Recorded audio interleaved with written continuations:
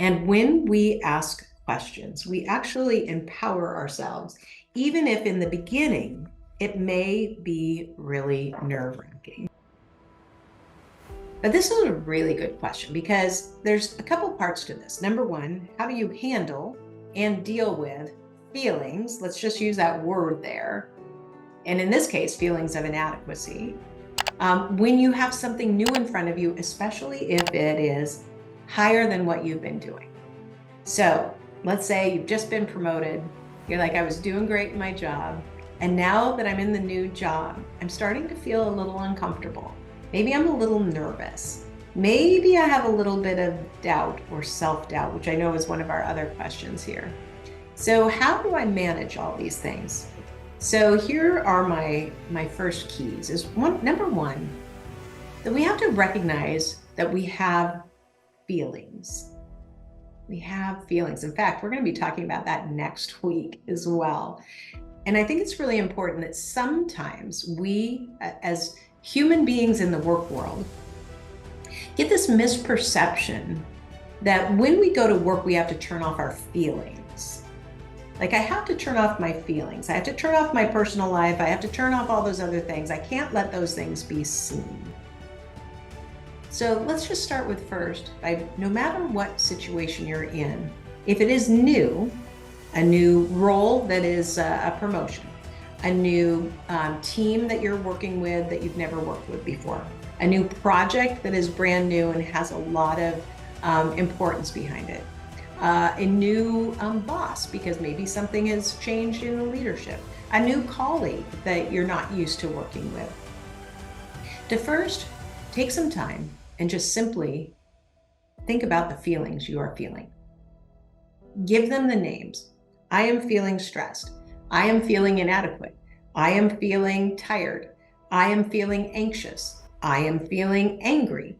I am feeling whatever. Whatever you are feeling, write it down. So you may find that it's not just inadequacy. You might be feeling also stressed. You might be feeling uncertain. You may be feeling like you don't know if you have an advocate to support you on this. You may be feeling like you're not sure if you're going to be as successful as you were before. So write those things down. And then you look at them and read them and ask yourself this: which one is coming through most strongly right now? So if I have 10 feelings or emotions that I'm experiencing right now, what one is the most problematic to me right now? If that one right now comes through as feelings of inadequacy, then we go a little deeper.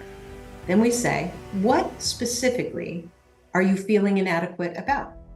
I'm feeling inadequate because I don't know all the components of the job yet. Maybe I feel inadequate because I don't feel like I've been fully trained for this.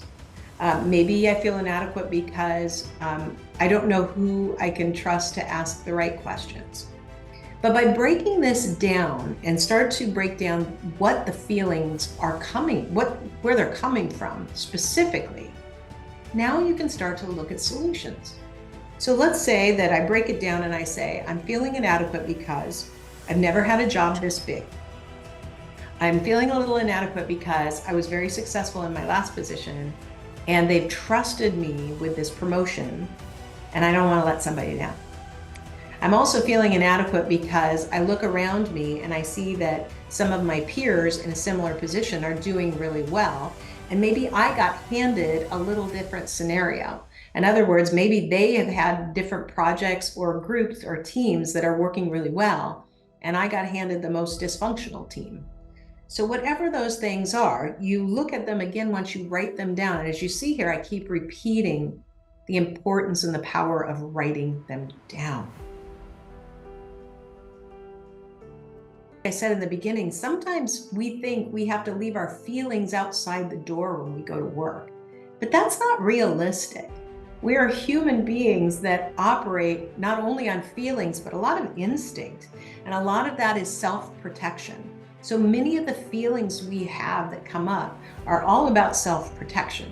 So if we can instead turn that to be something that we can use to our advantage, because now it's knowledge, Now it's no longer about survival. Now it's about thriving. So when we ask questions and we start to break these things down, now we've moved into the realm of thriving, not just surviving.